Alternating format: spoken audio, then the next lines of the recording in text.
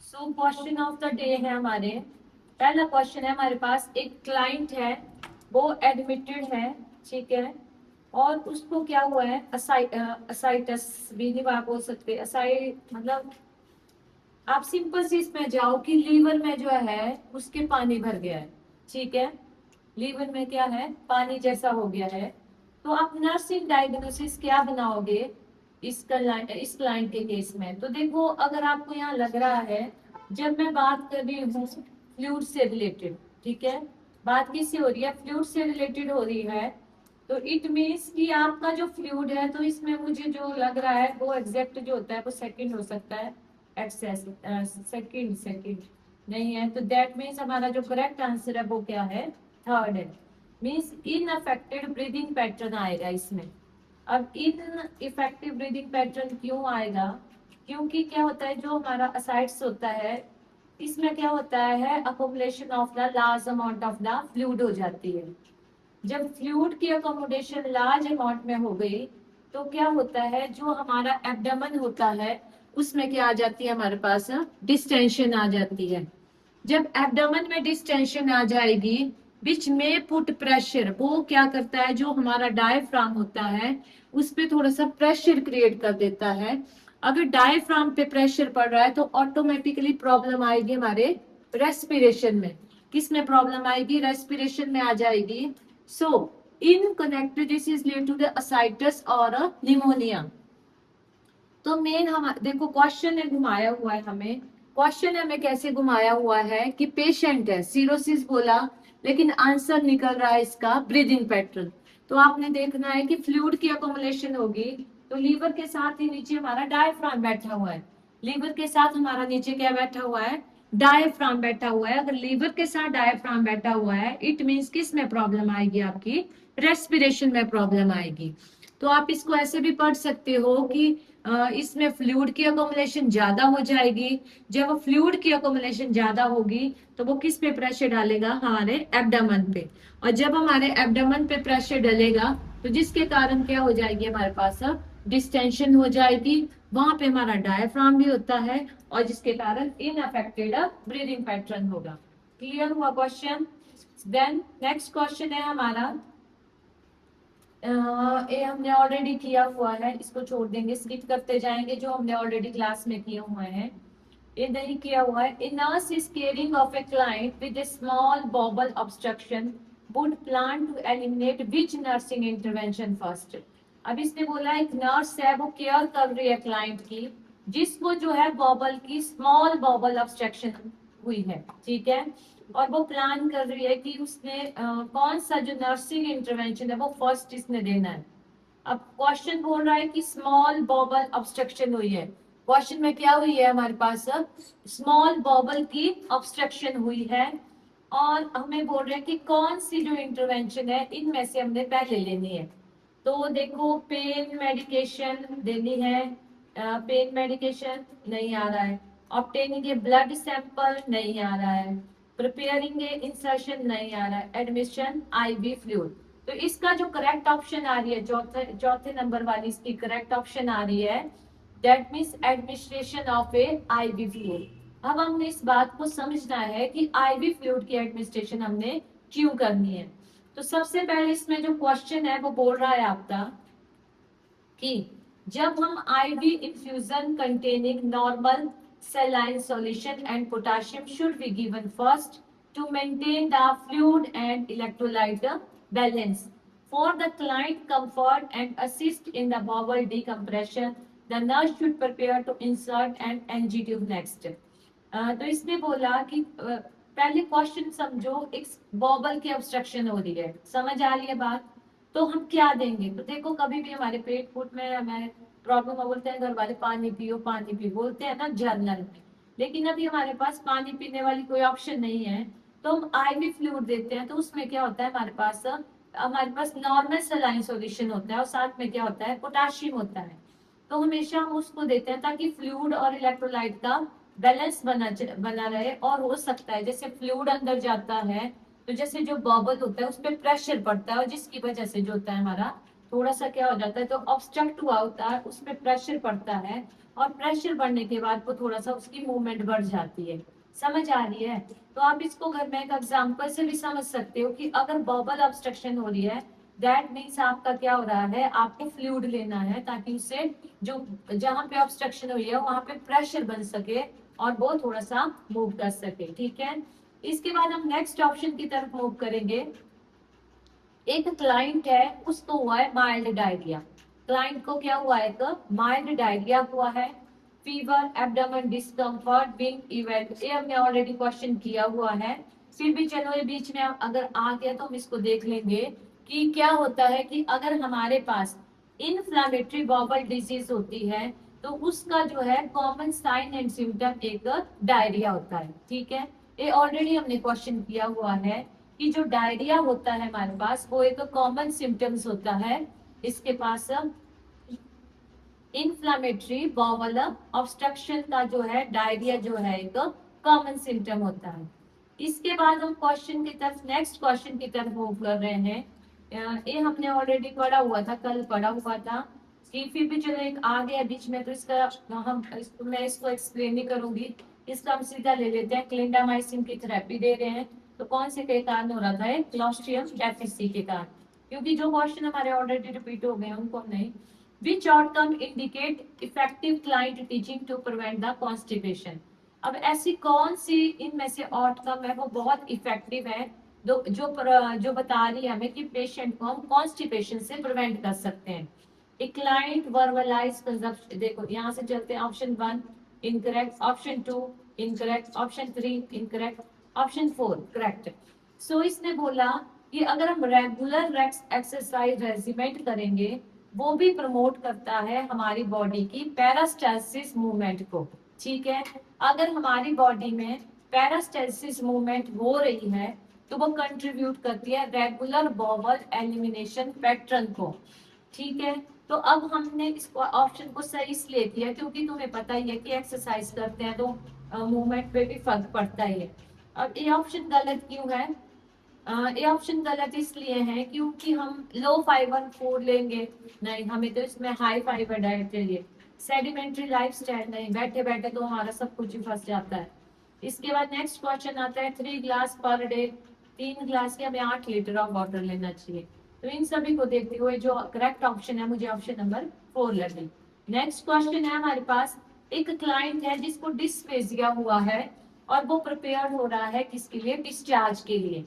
Dysphasia वाला patient है, prepare हो रहा है डिस्चार्ज के लिए, तो कौन सी आउटकम होती है जो इंडिकेट करती है कि client is ready for the discharge?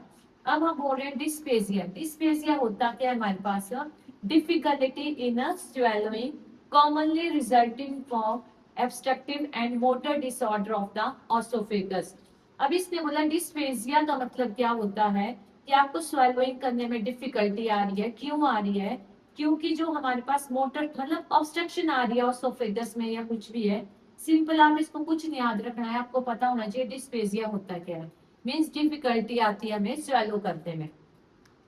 तो इसने बोला विच आउटकम, ऐसी कौन सी आउटकम होती है जो इंडिकेट करती है कि client is ready to discharge. Means उसको अब वो स्वेलोइंग की में डिफिकल्टी आने की प्रॉब्लम नहीं है, अब वो यहाँ से जा सकता है। तो इसका देखो पहला option incorrect, second option incorrect, second option is correct. तो means client is free from oesophagitis and इसमें लिखा है एक्लेसिया।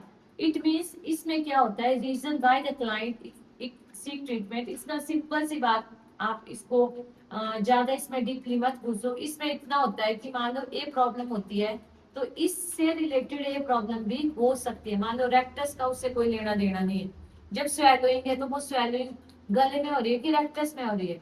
रेक्टम में हो रही है तो कोई प्रॉब्लम, कोई हमें मेरे को इसमें कोई सेंस नहीं लग रही है। ड्यूडेनम का है ही, क्योंकि स्वेलोइंग यहाँ से चल रही है तो ड्यूडेनम में तो वो ऑब्जर्वेशन होगी जा करके। गैस्ट्रिक स्ट्रक्चर में अभी नीचे ही चीजें नहीं पहुंच रही है, तो हम नीचे नहीं पहुंच रही है तो ऊपर है ना प्रॉब्लम, ऊपर पैसे से नहीं आ रहे। तो इसका जो अगर आप एलिमिनेशन मेथड का जितना हो सके यूज करो, क्योंकि एलिमिनेशन मेथड ही है जो आपको सही ऑप्शन तक पहुंचाएगा। तो इसकी जो करेक्ट ऑप्शन हमें यही लग रही है तो हमने इसको कर दिया। नेक्स्ट क्वेश्चन आ रहा है हमारे पास, कौन सा इन्फेक्शन है, in which infection control equipment is necessary for the client is diagnosis with the clostridium deficiency in the diarrhoea. मान लो किसी को डायरिया हो रहा है, तो आपको इस बैक्टीरिया क्लोस्ट्रीडियम डेफिशिएंसी से बचने के लिए आपको क्या ग्लव्स पहनने चाहिए या मास्क लगाना चाहिए, जो भी है। पहले करेक्ट ऑप्शन आ गया हमारा फर्स्ट, तो इसको स्टडी कर लें, क्योंकि इसने बोला जो क्लोस्ट्रीडियम डेफिशिएंसी होता है वो डायरिया कॉज करता है, और इसमें हमें आइसोलेशन की जरूरत होती है, कॉन्टेक्ट आइसोलेशन, तो इसलिए हमें इसको ग्लव्स का यूज करना चाहिए। फेस मास्क एंड ये जो होता है, ज्यादातर चीजें होती है रेस्पिरेशन प्रॉब्लम के लिए होती है, जैसे हमने मास्क लगा लिया, फेस शीट पहन ली, N95 रेस्पिरेटरी, रेस्पिरेशन की प्रॉब्लम तो ये बोल ही नहीं रहा है, ये प्रॉब्लम किसकी बोल रहा है, प्रॉब्लम किस में हो रही है, डायरिया की हो रही है। तो डायरिया के लिए ऑटोमेटिकली क्या होता है, बार बार पॉटी करने जा रहे हैं, बार बार हाथ साफ करने पड़ेंगे, बैक्टीरिया चिपक सकता है, तो इसीलिए हमें ग्लव्स का यूज करना है। नेक्स्ट आगे 72 ईयर्स ओल्ड क्लाइंट है, जिसको बहुत टाइम से क्या है, कॉन्स्टिपेशन है, क्रोनिक कॉन्स्टिपेशन है। कौन से टाइप की कॉन्स्टिपेशन है, क्रोनिक कॉन्स्टिपेशन होती है। This is a common problem for elderly client due to the several factor, age से रिलेटेड होता है। मतलब आप सिंपल समझो इसको कि किसी को, मानो हमारे घर में बुजुर्गों को भी होती है कॉन्स्टिपेशन की प्रॉब्लम, बहुत से टाइम से होती है, तो इसने बोला कॉन्स्टिपेशन का एज से क्या रिलेशनशिप है। तो हम इसको ऐसे देखते हैं, इंक्रीज तो होगी। अब चलो इसको छोड़ो, हम एक एलिमिनेशन मेथड का यूज करके क्वेश्चन को सॉल्व किया करेंगे। देखो इंटेस्टाइन की मोबिलिटी इंक्रीज होती है तब तो हो ही नहीं सकता, इंटेस्टाइन की मूवमेंट ही कम होती है तभी कुछ चीजें फंसती हैं, तो यानी मूवमेंट कम है, ये गलत हो सकता है। डिक्रीज एब्डोमेन स्ट्रेंथ, एब्डोमेन से वैसे मुझे लगता नहीं है लेना देना है, पर हाँ इसकी ऑप्शन यही आ रही है। लेना देना इसलिए हो जाता है क्योंकि जब हम एलिमिनेशन मेथड का यूज करते हैं तो उस टाइम जो होता है क्वेश्चन का आंसर उसी में छुपा होता है, तो हम इसको देख लेते हैं। तो चलो इसको हमने भी ऐसे लिख लिया, इंक्रीज इंटेस्टाइनल बैक्टीरिया। अब देखो कॉन्स्टिपेशन में बैक्टीरिया, ये मुझे समझ नहीं आ रहा है अभी, इसको ऐसे रहने दो, क्योंकि मोबिलिटी होता तब तो मैं इसको करेक्ट कर सकती, लेकिन यहाँ आ गया बैक्टीरिया, तो बैक्टीरिया का लेना देना वैसे कुछ भी नहीं है। दैट मीन्स ये करेक्ट, ए भी ऑप्शन क्या हमारे पास इनकरेक्ट है। Decrease the production of HCl की प्रोडक्शन से इसका कोई लेना देना तो होगा नहीं, क्योंकि प्रॉब्लम HCl का पेट की जगह पे प्रोड्यूस हो रहा है, लेकिन ये जो प्रॉब्लम है हमारी एब्डोमेन से ना होकर के इंटेस्टाइन में हो रही है। तो देखो पहले हमें एलिमिनेशन मेथड का हेल्प लेनी चाहिए। अब इसमें आ रहा है डिक्रीज द एब्डोमेन स्ट्रेंथ। अब इसका आंसर क्या है हमारे पास, जो बुढ़ापे में क्या होता है, जो एब्डोमेन होता है पेट हमारे, उसकी स्ट्रेंथ जो होती है कम हो जाती है, मसल टोन भी कम हो जाती है, क्योंकि पेट के साथ ही इंटेस्टाइन के भी मसल्स क्या हो जाते हैं, कनेक्टेड ही है, साथ ही है, पेट ऊपर है नीचे मसल्स है। तो इसने बोला कि एब्डोमेन की स्ट्रेंथ जो होती है बुढ़ापे में हमारे पास कम हो जाती है, और जिसकी वजह से जो मसल टोन होती है हमारे इंटेस्टाइनल वॉल में वो बढ़ जाती है, मसल टोन क्या हो जाती है, सॉरी मसल टोन भी कम हो जाती है, और जिसकी वजह से मोबिलिटी भी कम हो जाती है। अब देखो इन्होंने इस क्वेश्चन को कितना ज्यादा घुमाया हुआ है, घुमाया है ना। अगर यहाँ पे होता है ना डिक्रीज, तभी ऑप्शन सही होनी थी, लेकिन यहाँ इंक्रीज है तो ऑटोमेटिकली ये गलत हो गया। हमें किसी भी आंसर पे जाने से पहले हमें एलिमिनेशन मेथड का ही यूज करना है। कोई भी क्वेश्चन सॉल्व आप करोगे ऑब्जेक्टिव, बिना एलिमिनेशन मेथड के आप कोई भी क्वेश्चन सॉल्व नहीं करोगे। एलिमिनेशन मेथड में चाहे आपकी करेक्ट ऑप्शन है उस पर भी आपको सोचना पड़ेगा कि है कि नहीं है, बट आप एलिमिनेशन मेथड का ही यूज करोगे। शायद नहीं हुआ है ये क्वेश्चन, हाँ देखो एक सीरोसिस हुई है, सीरोसिस पता है आपको, लीवर की, लीवर में प्रॉब्लम है, लीवर के सेल्स में डिजेनरेटिव हो गए हैं। तो नर्स मोस्ट लाइक सीरोसिस में नर्स क्या डिटेक्ट करेगी, ज्यादातर डिटेक्ट करेगी चेस्ट एयर, ये ऑलरेडी हमने पढ़ा हुआ है, फिर चेस्ट एयर का नहीं, मसल का भी नहीं, increase the bus increase the clotting tendency भी नहीं, क्योंकि क्लॉटिंग फैक्टर जो, पहले हम इसको ऐसे नहीं करेंगे, हम इसमें एलिमिनेशन मेथड का यूज करेंगे। देखो लीवर की प्रॉब्लम है, लीवर में तो जो क्लॉटिंग फैक्टर होते हैं वो इंक्रीज नहीं होते हैं, अगर लीवर में प्रॉब्लम आ रही है तो क्लॉटिंग फैक्टर घटते हैं, तो ये ऑप्शन तो इनकरेक्ट है। टेस्टिकुलर का मतलब नहीं है, अब यहाँ मसल लीवर खत्म हो रहा है धीरे धीरे, यानी इसकी मसल्स की क्या हो रही है, वेस्टिंग हो रही है। तो cirrhosis cause muscle wasting, cirrhosis क्या कॉज कर रहा है, मसल की वेस्टिंग को। जिसके बाद इसके हेयर जो है वो कम हो रहे हैं, ना कि बढ़ रहे हैं। अब इसके बाद जो है एक 68 शायद हमने किया है, किया नहीं, ये शायद क्वेश्चन आपका नहीं हुआ है। एक 68 ईयर मेल है, वो एडमिट हुआ है हॉस्पिटल में, और उसको एब्डोमेन में पेन है, उसको अनीमिया भी हो रहा है, और उसको साथ में ब्लडी स्टूल भी आ रहा है। पेन है, अनीमिया भी है, और स्टूल भी blood colour, blood. He complaint feeling weak dizzy, weakness लग रही है, डीजी आ रहा है, और रेक्टल पे उसका बहुत ज्यादा प्रेशर पड़ रहा है, और नीड लग रही है यूरिनेट की, और मूव इज जा रहा है वो बार बार। उसने उसकी हेल्प किया किसी करने, बात to the bathroom, at the bedside commode, into the bedpan, और for standing position so he can urinate. So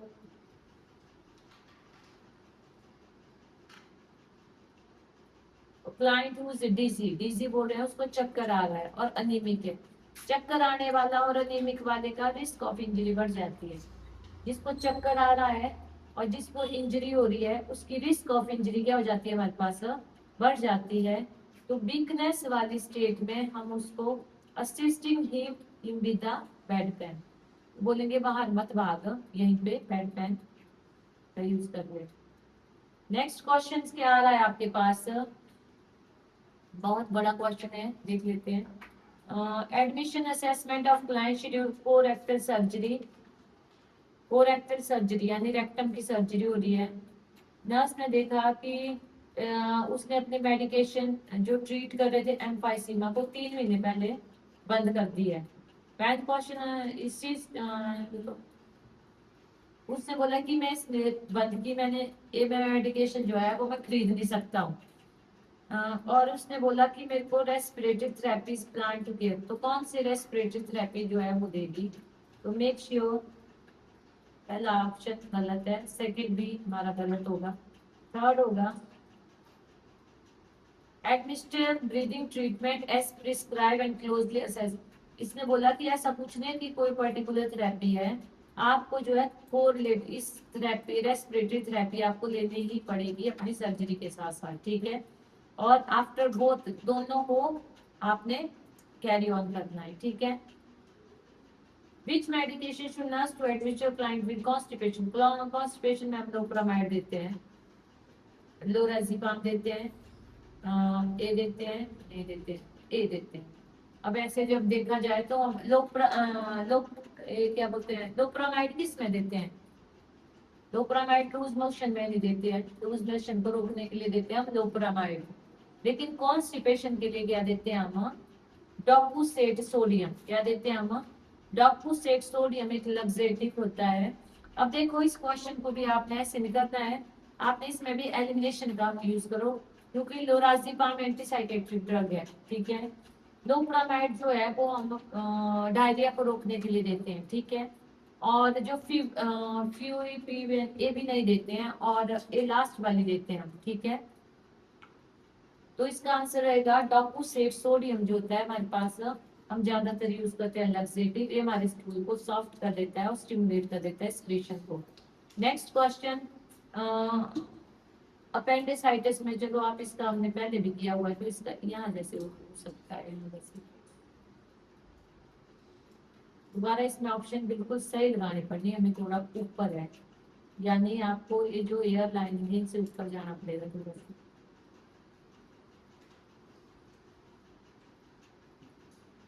thank you अभी के लिए।